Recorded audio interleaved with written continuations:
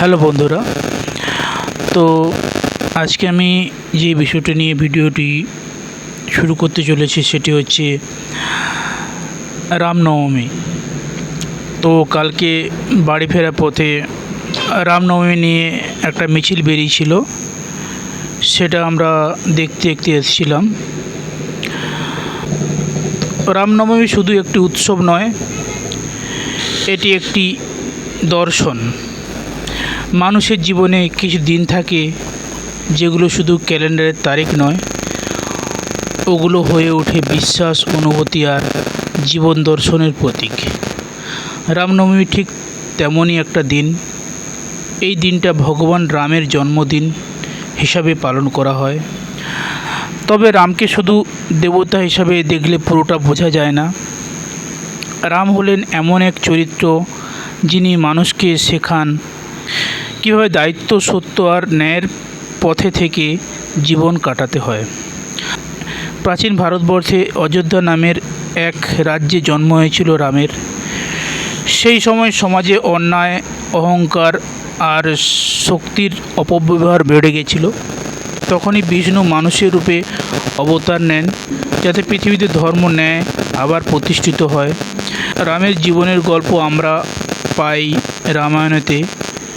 সেই গল্পে আমরা দেখি একজন রাজপুত্র যিনি রাজত্ব পাওয়ার সব সুযোগ থাকা সত্ত্বেও পিতার কথার সম্মান রাখতে বনবাসে চলে যান।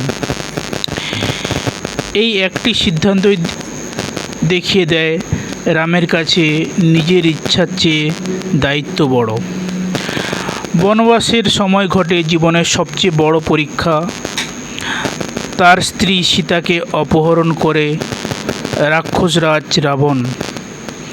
এই ঘটনা শুধু একটি যুদ্ধের সূচনা নয়, এটি এক ধরনের নৈতিক সংগ্রাম, ভালো আর খারাপের মধ্যে চিরন্তন লড়াই।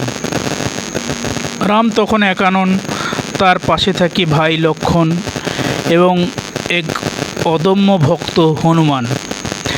তাদের একতা, বিশ্বাস আর সাহস প্রমাণ করে যখন উদ্দেশ্য সঠিক হয় তখন সাহায্য নিজে থেকেই এসে যায়। লঙ্কায় যে যুদ্ধ হয় তা শুধু অস্ত্রের যুদ্ধ ছিল না, এটি ছিল অন্যায়ের বিরুদ্ধে যুদ্ধ। এবং শেষ পর্যন্ত রামের জয় প্রমাণ করে অন্যায় যত শক্তিশালী হোক, সত্য ও ন্যায়ের কাছে তা টিকতে পারে না। রামনবমী সেই জন্মদিন যেখান থেকে এই সব শিক্ষা শুরু। এই দিনে মানুষ উপবাস করে, পুজো করে, রামায়ণ পাঠ করে, কিন্তু আসল উদ্দেশ্য হলো নিজের ভেতরে রামকে জাগানো। ভারতের বিভিন্ন জায়গায় এই দিনটি বিভিন্নভাবে উদযাপন করা হয়।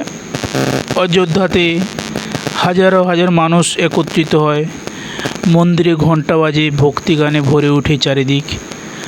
দক্ষিণ ভারতে এবং পশ্চিমবঙ্গেও কিছু কিছু জায়গায় এটি পালিত হয়। কিন্তু প্রশ্ন হলো, আজকের দিনে রামনবমীর গুরুত্ব কী? আজকের পৃথিবীতে আমরা প্রায় দেখি মানুষ নিজের স্বার্থের জন্য সত্যকে উপেক্ষা করে, নিজের দায়িত্ব এড়িয়ে যায়। ঠিক তখনই রামের জীবন আমাদের মনে করিয়ে দেয়, সত্যের পথ হয়তো কঠিন, কিন্তু সেইটা শেষ পর্যন্ত সঠিক পথ। রামনবমী আমাদের শেখায় আদর্শ হওয়া মানে নিখুঁত হওয়া নয়, বরং প্রতিটি কঠিন সিদ্ধান্তেও সঠিক পথ বেছে নেওয়া।